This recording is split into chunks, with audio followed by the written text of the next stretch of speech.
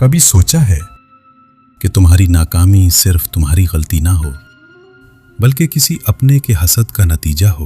یہ ایک پرانا بڑا گھر تھا جہاں ایک چھت کے نیچے والدین، 3 بھائی اور ان کی بیویاں رہتی تھیں۔ سب کچھ ٹھیک لگتا تھا مگر گھر کی فضا میں خاموش کشیدگی چھائی ہوئی تھی۔ درمیانہ بیٹا فہد اللہ کی دی ہوئی برکت کے ساتھ محنت کرتا رہا، راتیں جاگ کر کام کرنا، آن لائن پروجیکٹس لینا، بیرون ملک سے کلائنٹس کا پیسہ آنا، سب کچھ خاموشی سے گھر کے خرچوں میں لگانا۔ مگر ہر کامیابی ہر کسی کو خوش نہیں رکھتی۔ کچھ لوگ حسد سے جلنے لگتے ہیں۔ کچن میں دونوں بھابیاں سرگوشی کر رہی تھیں۔ دیکھا، پھر نیا لیپ ٹاپ لے آئے، اتنا پیسہ کہاں سے آتا ہے؟ یہ باتیں آہستہ آہستہ دونوں بھائیوں کے دلوں میں زہر ڈالنے لگی۔ چند دن بعد دونوں بھابیاں اپنے شوہروں کے ساتھ ایک عامل عورت کے پاس گئیں۔ فہد کا ذکر سنتے ہی وہ آہستہ بولی، روکنی ہے تو اس کی کوئی ذاتی چیز لے آؤ۔ یہ سن کر سب ایک دوسرے کو دیکھنے لگے اور ایک خطرناک منصوبہ بننے لگا۔ اسی رات بڑی بھابی چپکے سے فہد کے کمرے میں گئیں اور اس کی کنگھی اٹھا لی۔ چند دن بعد فہد کی طبیعت اچانک بگڑنے لگی اور گھر کا سکون جیسے ختم ہونے لگا۔ چند دنوں میں فہد کے پروجیکٹس کینسل ہونے لگے، بڑے کانٹریکٹس ختم ہو گئے، مشینیں بار بار خراب ہونے لگی۔ اس کی محنت اور برکت سب کچھ رکنے لگا۔ وہ راتوں کو جاگ کر سوچتا، آخر کہاں غلطی ہو رہی ہے؟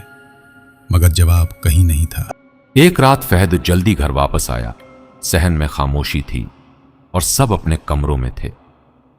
دروازہ آہستہ کھلا تو اسے قدموں کی ہلکی آوازیں سنائی دیں۔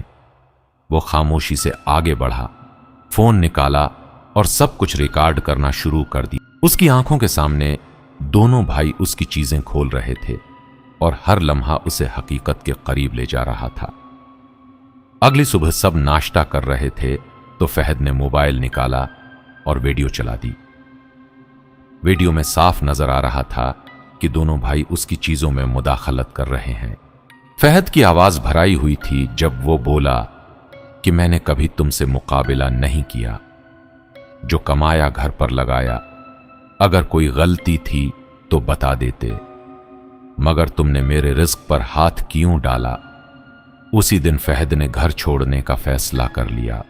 صحن میں لٹکا وہی بلب جل رہا تھا مگر آج اس کی روشنی میں جدائی کا سایہ تھا۔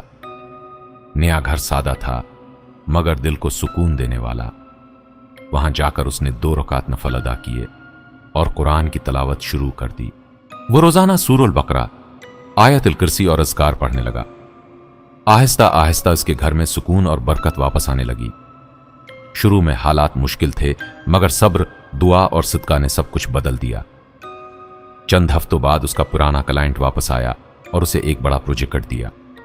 رکھی ہوئی پیمنٹ مل گئی، مشینیں دوبارہ چلنے لگیں اور اس کے دل میں سکون لوٹ آیا، جبکہ ادھر پرانے گھر میں جھگڑے اور نقصان بڑھنے لگے۔